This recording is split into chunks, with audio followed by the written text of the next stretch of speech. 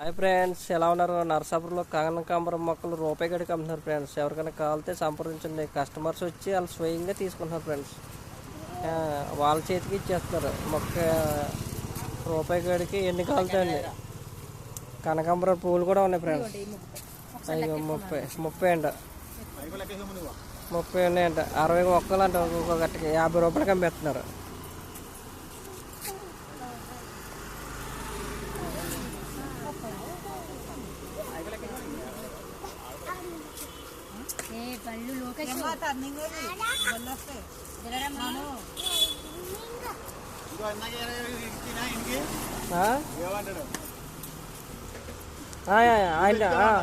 అవునవును,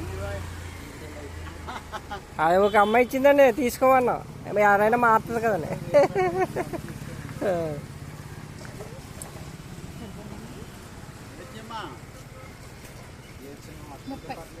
60 వచ్చేసి కరెక్ట్గా. అబ్బా ఆయన లెక్క